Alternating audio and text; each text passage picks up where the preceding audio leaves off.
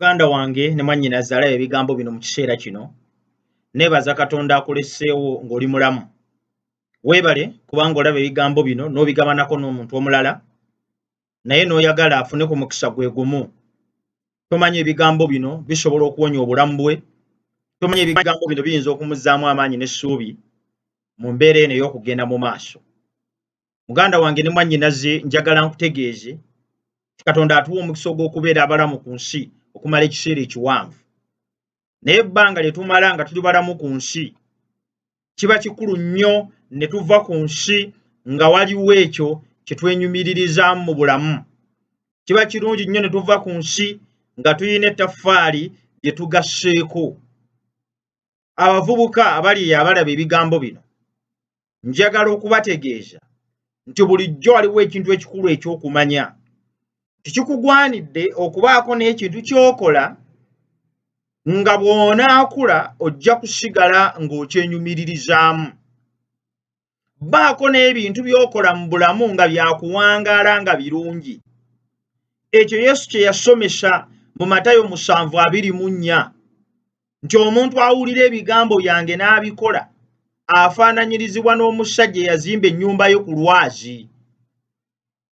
Mukoka n'akulukuta, enkuba n'etonnya, kibuyaga n'akunta, naye ennumba n'esigala ng'enywedde. Waliwo ebintu by'okola mu bulamu nga bw'onaakaddiwa ojja kusigala nga weenyumiririza mu bulamu bwo okuba nti wabikola. Obudde bujja lw'otagenda kuba na busobozi okukola ebyo byonna by'osobola okukola kati ng'omuvubuka. Obudde bujja lw'otagenda kuba na busobozi kukyusa bintu bikwetoolodde nga bw'osobola kubikola kati.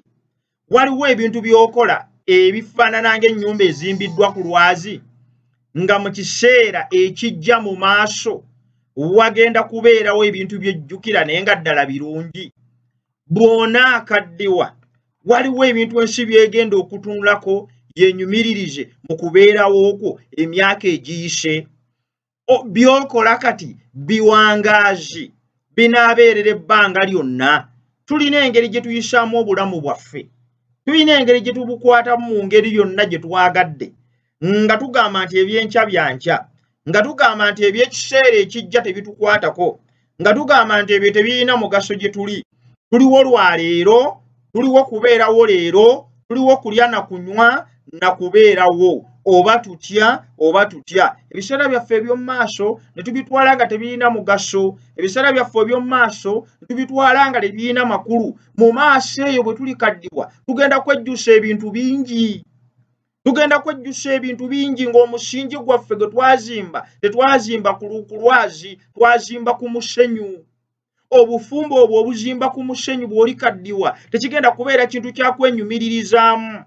Emirimu gyo bw'ogisimba ku musingi nga musenyu bw'onookaddiwa tekigenda kubeera kintu ekigenda okukulabira ebbanga lyonna. Abantu n'emikwano gyo bw'obazimba ku musenyu tebagenda kubeerawo bbanga lyonna nga ba mugaso. Omusingi gw'owa abaana bo kagubeere omugumu. Bw'onaakula n'okaddiwa obeeko n'ekintu ky'otunulako ogambe nti yes, kino Mukama yansaasira ne nkikola era kifuuse kya mugaso gye ndi. Nsaba Mukama akuwe omukisa ng'olowooza ku bigambo ebyo.